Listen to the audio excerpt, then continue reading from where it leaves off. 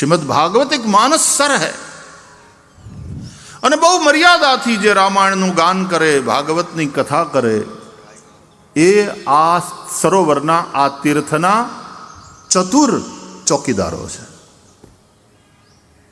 રક્ષકો છે. એટલે મર્યાદાની રક્ષા, વ્યાસપીઠની મર્યાદાની રક્ષા, એક શાલીનતા. વક્તાઓ કંઈક એવું કરે ને પછી અત્યારે સોશિયલ મીડિયામાં એની ટીકાઓ થાય ને ગમે એવું લખાય, પાપ લાગે છે, યાદ રાખજો. વ્યાસપીઠ કે વક્તા વિશે ગમે તેમ બોલવું પાપ થાય છે, પણ વક્તાને ડબલ પાપ લાગે જો લોકોને બોલવાનો એ મોકો આપે, એવું વર્તન કરે તો એને ડબલ પાપ લાગે. બધાએ ભેગા થઈને વ્યાસપીઠની એક મર્યાદા જાળ. વિનોદ કરીએ, આનંદ કરીએ એનો વાંધો નથી, પણ એની મર્યાદા સચવાવી જોઈએ. જે ગાવહી યહ ચરિત સંભારે, તે એહી તાલ ચતુર રખવારે.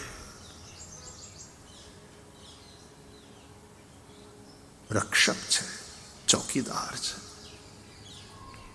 અમારે એક વક્તા બહુ સરસ કહેતા હતા, કેવું કેવું સરસ લઈ આવે વક્તાઓ.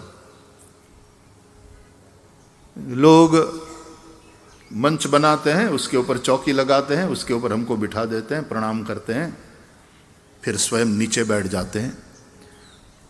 तो इसका मतलब ये हम समझ लें कि हम ऊंचे आसन पर बैठे हैं इसलिए हम ऊंचे हैं, और ये नीचे बैठे हैं इसलिए नीचे हैं. ऐसी कोई बात नहीं है. वास्तविकता तो यह है कि जो नीचे बैठता है जमीन पर वो जमींदार है, और जिसको चौकी पर बैठाते हैं वो चौकीदार है.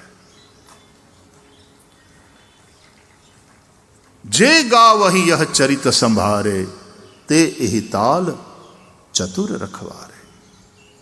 आनी रक्षा, आनी मर्यादानी रक्षा એ વ્યાસપીઠ ઉપર બેસનારા વક્તાઓની જવાબદારી છે.